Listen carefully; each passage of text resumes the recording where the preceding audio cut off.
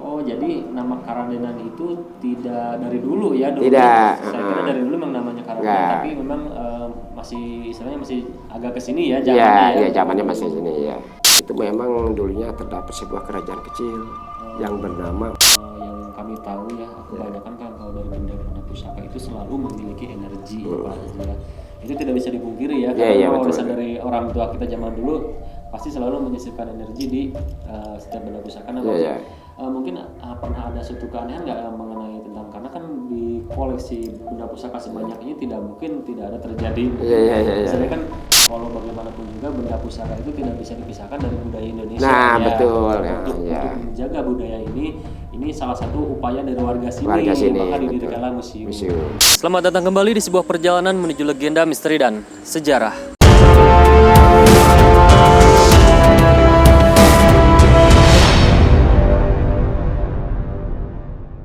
Baik teman-teman, terima kasih masih setia mengikuti perjalanan kita di sebuah perjalanan menuju legenda, misteri, dan sejarah. Alhamdulillah kembali kali ini Lemira akan melakukan sebuah perjalanan menuju ke tempat-tempat bersejarah yang masih berada di kawasan Bogor tentunya teman-teman. Baik, kami Lemira mendapatkan informasi dari salah satu sahabat Lemira dengan akunnya yang bernama Pakuan Pajajaran Channel. Jadi terima kasih sebelumnya untuk Pakuan Pajajaran Channel telah memberikan informasi bahwa di sekitar daerah Bogor, tepatnya di daerah Karadenan, ada sebuah tempat bersejarah yang bisa kita kunjungi, yaitu Makam Keramat Raden Syafei dan Museum Keris teman-teman. Dan menurut informasi juga di sana terdapat sebuah peninggalan dari kerajaan yang bernama Kerajaan Muara Beres. Pasti teman-teman penasaran seperti apa kisah sejarah yang ada di sana. Sebelum kita berangkat, tak lupa kami mohon support, dukungan, dan doa dari teman-teman yang belum melakukan subscribe. Silahkan tekan tombol subscribe-nya. Jangan lupa nyalakan tombol loncengnya teman-teman. Dan bagi teman-teman yang menyukai video ini, silahkan langsung tekan saja tombol like. Dan apabila teman-teman mempunyai informasi seputar tempat bersejarah, kisah misteri yang dapat teman-teman bagikan kepada kami, langsung tulis di kolom komentar atau bisa DM kami di Instagram di @legenda_misteri_sejarah. Baik, saya Ferdi, di belakang kamera ada Indra. Mari terus ikuti perjalanan kami di sebuah perjalanan menuju legenda, misteri, dan sejarah Lemira.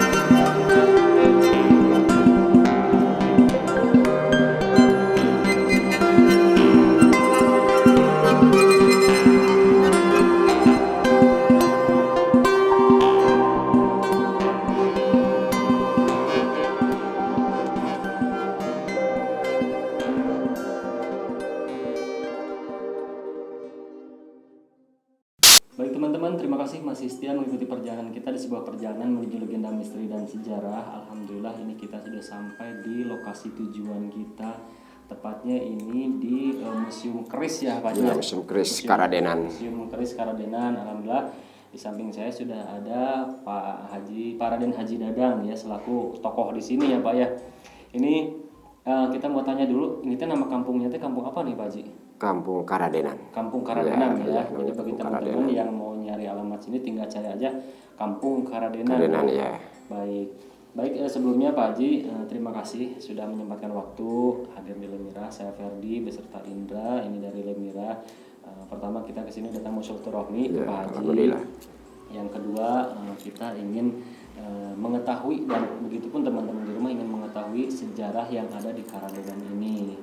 Langsung saja Pak Haji, yang pertama ingin saya tanyakan kan yang terkenal di sini tuh ada sebuah makam keramat ya Pak Haji ya. Keramat makam Mbah Syafi'i ya. Mbah Syafi'i.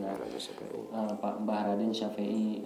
Kami yang pertama mau tanyakan itu sebetulnya Mbah Raden Syafi'i ini beliau itu siapa sih, terus asalnya dari mana Pak Haji? Mangga Pak Haji.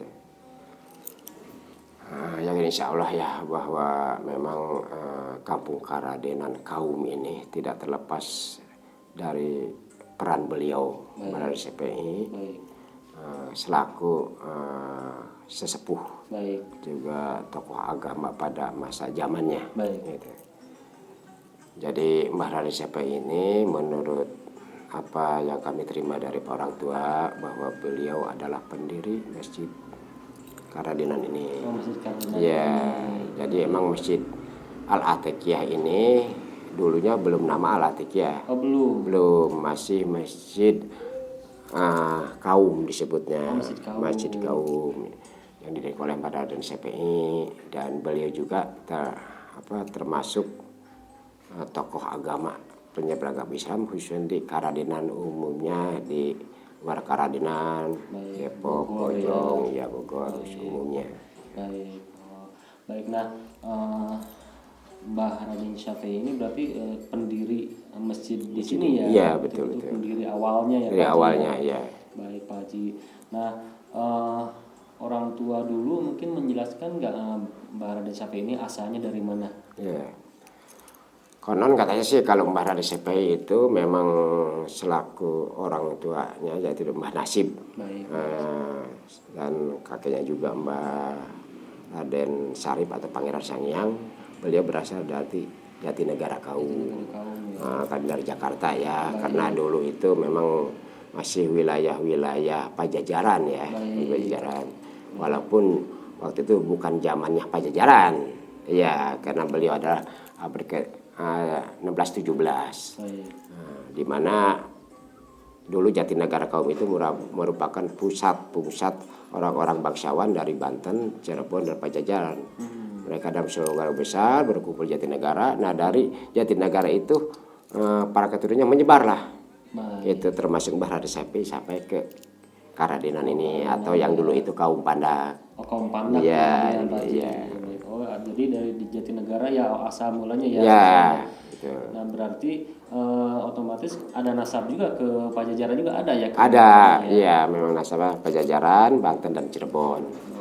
Jadi 3 nasab itu ya, kuat ya, jadi Pajajaran, terus Banten sama Cirebon. Ya. Baik. Nah kalau untuk keturunannya sendiri di sini sekarang ada di daerah ini Pak Haji?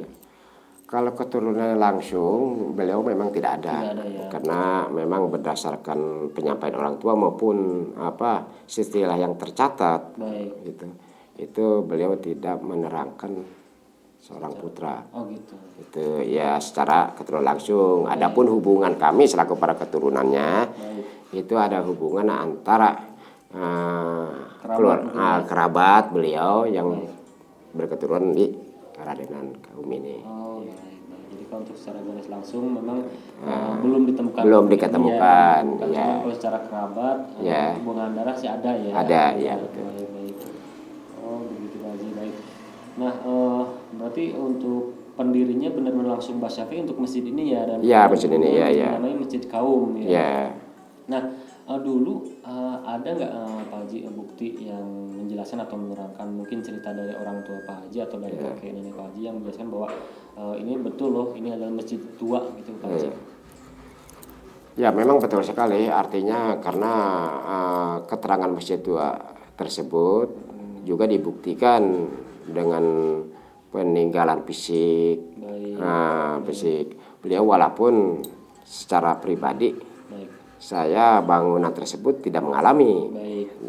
Tapi proses-proses Renovasi.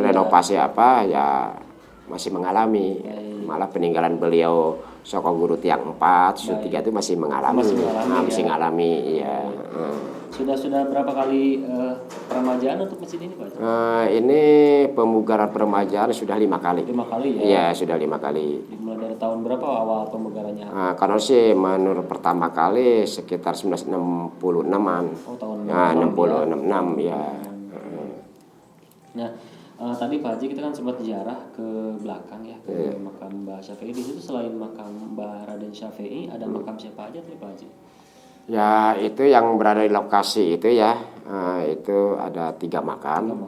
3 makam. Begitu kita masuk ke ruangan area makam, itu pertama kali ada yang terlihat makam Mbah Hamzah ya. Mbah Hamzah. Mbah Hamzah ini termasuk kerabatnya. Kerabatnya Mbah Raden Syafi'i. Kemudian yang tengah itu juga makam beliau Mbah Raden Syafi'i. Baik. Yang sebelah baratnya, karena insya Allah itu adalah makamnya istri beliau Mbah Ratu Enok. Enok ya. Iya. Nah, dari ketiga makam itu apakah ditemukannya berbarengan atau gimana Pak Haji? Memang kalau makam Mbah Enok itu belum lama diketemukannya ya. Belum lama. Itu kurang lebih sekitar tahun 2015. 2015 ya. Nah, proses ditemukannya pada saat memang sedang renovasi masjid atau misalkan pada saat ziarah itu ditemukannya Pak Haji? Jadi emang di saat diketemukannya juga memang secara tidak sengaja ya. Tidak sengaja, memang saya sering sekali ketika ada waktu ya kita bersih-bersih atau membuang dedaunan pohon yang jatuh di makam Mbah Raden Syafi'i. Nah waktu itu memang saya beserta teman gitu, ada 3 orang waktu itu. Saya membersihkan, buang daun-daun kering di atas makam beliau. Nah ketika melihat daun tersebut saya terlihat itu ujung itu seperti kalau katanya supak jamur seperti jamur itu. Nah, waktu itu ya saya bersihkan, ternyata setelah digali sebuah nisan. Nah waktu itu saya hubungi juga memang Pak Karpat itu selaku budayawan Bogor. Baik. Beliau menerangkan bahwa nisan tersebut adalah sekitar abad ke-17. Nah, ketika abad ke-17 ya ada berhubungan dengan masa kehidupannya Mbah Raden Syafi'i 1617. Nah, dari hasil penyusuran disampaikan oleh para orang tua waktu itu, konon katanya memang makam istri beliau ini ada sebelah barat Mbah Raden Syafi'i. Nah, karena waktu itu belum ada tanda-tanda yang meyakinkan, nah bisa dikatakan belum terlacak. Nah dengan diketemukan nisan tersebut, pada akhirnya diambil kesimpulan bahwa inilah makam istri beliau Mbah Enok. Itulah cerita yang makam yang sebelah sana itu, makanya itu baru 2015. Ya. Jadi dasarnya itu ya berdasarkan cuman dibekali bahwa makam istri Mbah Raden Syafi'i itu ada di sebelah barat. Warga di sini hanya punya bekal itu aja ya. Iya. Alhamdulillah tanpa disengaja Pak Haji menemukan nisannya. Gitu. Posisinya waktu itu masih terkubur ya. Masih terkubur, ya itu makanya terlihatnya ujung seperti itu jamur ya, jamur, supa, kalau orang Sunda mah gitu, kalau ini jamur. Baik Pak Haji. Nah Pak Haji, kita loncat ke pertanyaannya lain. paling di sini yang paling sering banyak ditanyakan oleh saya, tentunya oleh teman-teman di rumah, kenapa sih daerah ini tuh disebut daerah Karadenan? Mungkin Pak Haji tahu kenapa disebut daerah Karadenan? Karena kan dulunya itu disebutnya ini apa? Kaum Pandak. Kaum Pandak ya. Mungkin bisa diceritakan Pak Haji. Oh, iya. Memang yang seperti saya dengar dulu itu memang namanya kaum Pandak. Yang berawal konon katanya juga banyaknya pohon kaum yang pendek. Aren kali ini ya, kalau sudah tua kaum ya. Nah, kaum yang pendek termasuk di makam yang sekarang Mbah Ratu Enok itu juga ada sebuah pohon kaum. Dulunya. Belum lagi memang di sekitar tanah-tanah atau kebun warga juga banyak ya. Pohon kaung itu yang pendek. Nah itu berawal dari nama Pandak, itulah sama-samanya kaum Pandak. Nah itu waktu masih desa. Itu setelah jadi kelurahan, itu katanya dari kaum Pandak mengganti nama Karadenan. Yang mengacu kenapa diganti nama dengan Karadenan, mengacunya kepada karena warga di kaum Pandak kaum dulu ini, kalau di sini kalau dulu kaum Pandak, tapi kalau di sini kaum Pandak kaum ya. Banyaknya para keturunan Raden ya, makanya mengacu ke situ digantilah menjadi Karadenan ya. Jadi kalau di sini Karadenan kaum.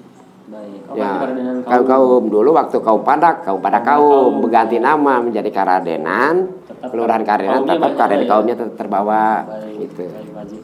Oh, jadi nama Karadenan itu tidak dari dulu ya? Tidak. Saya kira dari dulu memang namanya Karadenan, tapi memang masih istilahnya masih agak ke sini ya zamannya. Iya, zamannya masih sini ya. Nah, Pak Haji dulu masih ngalamin nggak di sini, daerah sini masih banyak pohon aren atau kaum, Pak Haji? Masih ngalamin waktu kecil? Waktu kecil masih ngalamin. Walaupun nggak sebanyak zaman terdahulu lah ya, gitu masih ngalamin pohon-pohon kaum itu banyak ya. Baik, Pak Haji. Nah, baik Pak Haji, ke pertanyaan berikutnya. Ini kan kita sudah ada di ruangan museum nih dengan begitu banyaknya koleksi yang luar biasa, dari keris, ada badik, ada segala macam, ada golok. Nah, kita boleh tahu nggak Pak Haji, gimana ceritanya sih Pak Haji punya koleksi atau museum ini punya koleksi sebanyak ini Pak Haji? Dan koleksinya luar biasa, banyak sekali keris-keris yang modelnya sangat langka Pak Haji. Mungkin bisa diceritakan? Jadi emang isi dari koleksi museum ini dasarnya dari para pemilik yang ada di Karadenan kaum ini. Iya. Ini bisa dikatakan koleksi museum ini 70% atau 80% kepemilikan adalah warga Karadenan kaum di sini. Jadi ini memang asli punya warga sini. Warga sini 80%. Yang mereka terima ini ya secara turun-temurun, estafet, warisan daripada leluhur. Itu. Baik, jadi ini memang asli punya warga sini dan turun-temurun, terus dengan senang hati istilahnya ini dititipkan atau dihibahkan, bagaimana sih? Jadi dihibahkan Jadi sebelum adanya museum ini tersimpan di masing-masing pemiliknya, di rumah masing-masing. Ketika dibawa ke masjid itu yaitu bulan Maulid ya. Ketika diadakan jam masa atau warangan ya, itu dibawa ke masjid. Setelah itu karena memang kurun waktu dari generasi ke generasi, pada akhirnya banyak pusaka-pusaka peninggalan agak terbengkalai, baik secara perawatan maupun dari cara pemeliharaan. Itu karena memang bisa dikatakan tidak semudah untuk merawat. Akhirnya ketika tidak terawat, banyaklah pusaka-pusaka dititipkan oleh orang lain, diserahkan untuk dirawat ke pihak luar. Nah, terus di antara juga menurut mereka itu juga banyak dengan hilang sendirinya. Dari situlah saya khawatir suatu saat bisa punah kalau dibiarkan, kalau tidak dikumpulkan dalam suatu tempat. Maka waktu itu hasil musyawarah mufakat dengan masyarakat dan para tokoh sepakat untuk mengadakan museum dalam rangka pemeliharaan dari kepunahan. Karena walau bagaimanapun juga benda pusaka itu tidak bisa dipisahkan dari budaya Indonesia. Betul. Untuk menjaga budaya ini salah satu upaya dari warga sini. Maka didirikanlah museum. Baik Pak Haji. Nah, ini museum dibangunnya tahun berapa Pak Haji? Ini kurang lebih sekitar tahun 2015. 2015 Ya, sudah 2015. sekitar 7 tahun ya. 7 tahun ya, tahunan. betul. Kalau untuk pengunjung ada nggak yang sering atau gimana untuk yang ke sini? Kalau pengunjung alhamdulillah setiap hari pun ada aja. Itu karena memang pengunjung masih terbatas. Baik.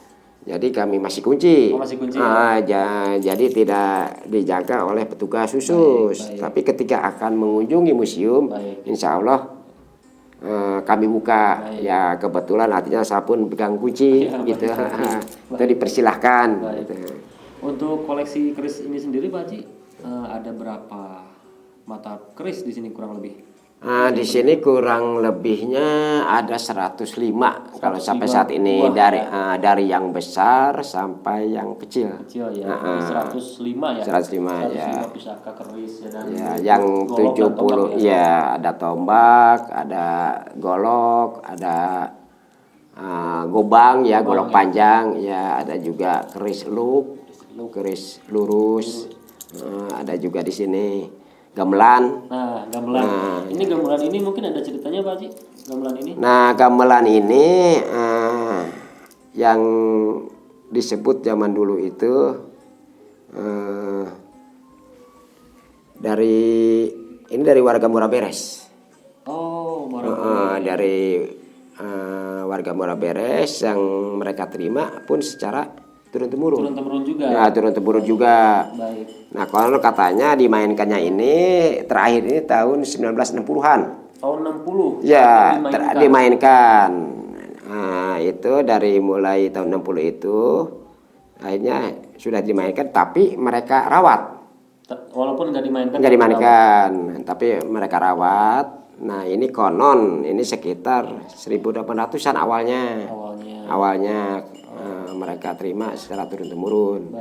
Karena memang mungkin artinya keterbatasan perawatan, pada akhirnya gamelan ini diserahkan ke museum atau dihibahkan. Jadi sudah milik museum. Baik. Gitu. Baik. Nah, kalau itu batu yang di pojok sana itu batu apa itu Pak Haji? Nah, kalau batu ini katanya menurut orang tua ya kebetulan memang ini juga ditemukan waktu membuat menara ini. Menara ya. museum atau menara masjid? Menara masjid. Menara masjid. Nah, ditemukanlah ini batu yang sepotongnya ini terkubur. Sepotongnya diangkat. Nah, menurut cerita inilah lantai masjid yang terdahulu katanya. Terdahulu. Baik. Itu. Nah, ini adalah bata lantai masjid juga, tapi periode berikutnya. Setelah ya. Bata merah. Baik. Nah, Pak Haji, tadi kan sempat disinggung tentang Muara Beres ya. Muara Beres. Kalau tidak salah itu betul ya, itu Muara Beres itu adalah sebuah nama kerajaan ya Pak Haji ya? Berdasarkan apa yang saya terima cerita orang tua ataupun melalui buku-buku sejarah yang saya pernah baca. Baik itu diterangkan oleh buku sejarah Bogor sendiri. Itu memang dulunya terdapat sebuah kerajaan kecil yang bernama Muara Beres di bawah naungan kerajaan Pajajaran. Itu mana kerajaan kecil di Muara Beres.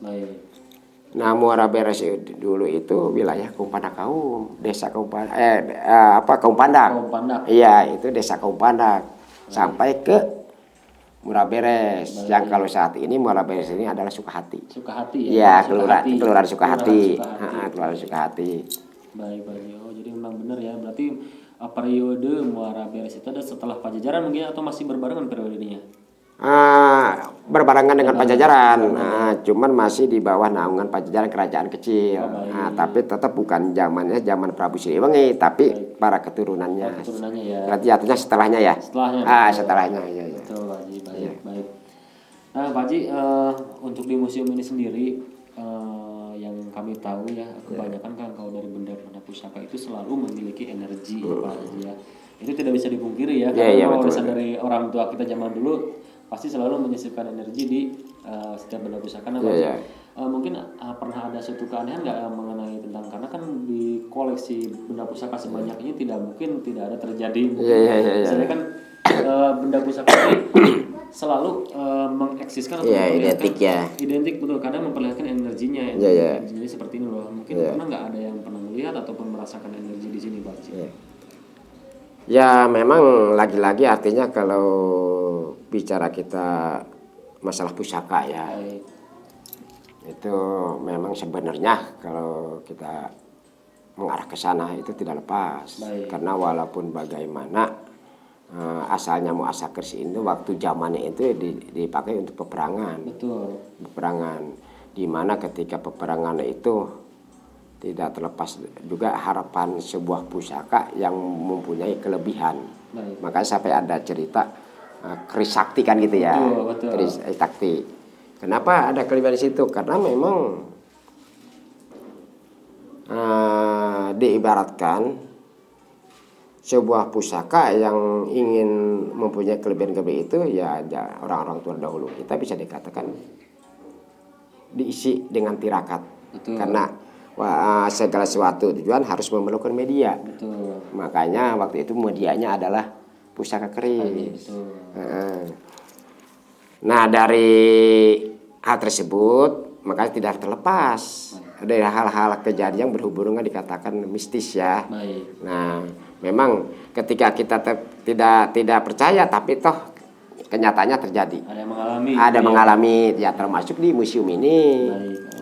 Itu yang sering mengalami ada kebetulan waktu itu marbot sendiri, marbot masjid, ya pengurus masjid. Karena dia kan kalau malam Jumat tuh suka bersih-bersih ya, karena besok untuk hari Jumat besok. Terus dia kadang-kadang sampai jam 12 dia sendirian bersihin masjid. Terus sering nih dia mengalami keanehan. Baik. Di ruangan ini. Baik. Malah artinya dia pernah melihat keris berdiri sendiri di tengah-tengah museum ini. Oh, di lantai ini ya. Di lantai ini. Baik. Ya. Baik.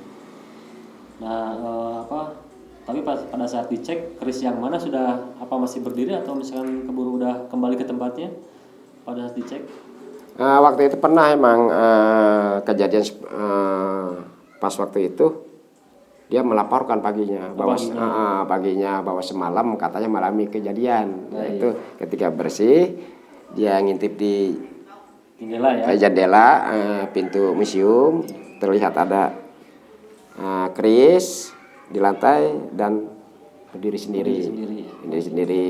Cuman waktu itu dia kena HP-nya di bawah, akhirnya dia ingin mengabadikan kembali lagi ke atas sudah tidak ada. Nah, emang hal-hal seperti itu. Ya bisa kan selalu ada. Selalu ada ya. Dan itu kalau hal seperti sih memang dikembalikan lagi ke yang menyikapinya. Iya, menyikapinya karena ya kembali lagi seperti yang disampaikan tadi bahwa keris atau benda pusaka kan itu peninggalan orang tua kita zaman dulu ya Pak Haji. Jadi memang identik dengan hal itu akan selalu ada. Selalu ada ya. Itu dikembalikan lagi bagaimana kita bijak menyikapinya ya. Soalnya kalau hal seperti itu kalau kita menyikapinya secara keilmiahan maka kata tadi seperti ilmiah. Iya. Itu tapi kita menyikapinya arah kepada mistis akan menjadi mistis. Betul. Itu. Makanya diantaranya kenapa ini dibuatkan museum. Pertama juga menghindarkan hal seperti itu ya. Jadi dengan bermuseum seperti ini kan akan lebih kita jatuhnya edukasi ya. Edukasi betul ya. Hal-hal yang lain. Iya betul. Baik, ya, gitu. Baik Pak Haji, nggak kerasa ya lumayan kita dengan silaturahmi ke sini, bukan lumayan sih sangat luar biasa, malah kita diberikan izin sama Allah untuk ketemu sama Pak Haji. Akhirnya kita mendapat beberapa informasi yang cukup bermanfaat yang bisa kita gali, bisa kita bagikan ke teman-teman di rumah. Mungkin itu saja. Mungkin ada tambahan nggak untuk pertanyaannya? Cukup? Baik, cukup ya Pak Haji. Mungkin ada tambahan sedikit ya. Karena ini kita museum. Baik. Sifatnya umum dalam rangka agar pusaka-pusaka orang tua terdahulu terlihat oleh generasi berikutnya. Olehnya kami juga di museum sini membuka bagi para pemilik pusaka yang tidak terawat, yang jelas memang itu asal muasalnya, ya persilahkan untuk di sini ya. Untuk disimpan di sini sebagai hibah. Hibah ya. Ya, hibah gitu. Baik. Nah mungkin satu lagi Pak Haji, di luar sana kan sekarang ini para generasi muda Pak Haji nih, kita sudah mulai khawatir mengenai generasi muda sekarang itu sudah mulai istilahnya poek dengan sejarah Pak Haji. Nah, mungkin Pak Haji ada pesan-pesan nggak untuk anak muda di luar sana agar mereka bisa kembali peduli dengan sejarah? Mungkin bangga Pak Haji ada pesan-pesan atau jangan untuk para generasi muda Pak Haji? Ya sedikit mungkin saya sampaikan khusus untuk para generasi muda. Jadi untuk tetap memelihara adat, budaya, tradisi yang telah diwariskan oleh orang-orang tua kita terdahulu. Karena memang untuk budaya adalah salah satu ciri sebagai jati diri, gitu. Baik secara jati diri mengenai para leluhur ataupun jati diri sebagai jati diri tradisi bangsa Indonesia yang menjunjung nilai-nilai budaya. Baik, luar biasa ya. Jadi itu tadi teman-teman, benar apa yang dikatakan Pak Haji, sejarah atau budaya itu merupakan jati diri kita yang tentunya harus dijaga dan dilestarikan ya. Untuk para generasi muda di luar sana dimanapun kalian berada, boleh kita mengikuti perkembangan zaman ya Pak Haji, mengikuti perkembangan zaman, tapi alangkah eloknya kita tidak meninggalkan apa yang telah ada atau warisan dari orang tua kita. Ya betul. Karena adanya kita saat ini adalah itu syariatnya ya, karena orang tua. Karena adanya orang tua, betul. Adanya masa saat ini karena adanya sejarah. Sejarah, betul. Jadi alangkah baiknya tetap jaga, rawat dan sejarah. Malah ada istilah jas merah. Nah, jas merah. Jangan lupakan sejarah. Baik Pak Haji, ini alhamdulillah sekali lagi kami mengucapkan terima kasih Pak Haji sudah meluangkan waktu untuk Lemira, kita ngobrol-ngobrol, kita sharing. Tak lupa teman-teman, kita doakan Pak Haji semoga diberikan kesehatan, diberikan umur yang panjang, diberikan rezeki yang banyak, yang halal, yang baik. Amin. Agar Pak Haji terus istiqomah menjaga dan merawat tempat ini, karena tanpa orang-orang seperti Pak Haji, bagaimana jadinya sejarah dan peninggalan orang tua kita zaman dulu, gitu ya teman-teman. Nah gitu Pak Haji, mungkin kita cukupkan saja. Sekali lagi mengucapkan terima kasih. Mudah-mudahan Pak Haji nggak kapok ya. Insya Allah. Baik teman-teman, terima kasih bagi teman-teman yang sudah menyaksikan dari awal sampai selesai. Ini tadi obrolan yang luar biasa dengan Pak Haji. Semoga teman-teman di rumah dapat memetik hikmah dan mengambil hikmahnya ya. Yang baik-baik silahkan diambil, yang jeleknya silahkan langsung dibuang aja, karena yang baik-baik itu berasal dari Allah, yang jelek itu dari saya ya.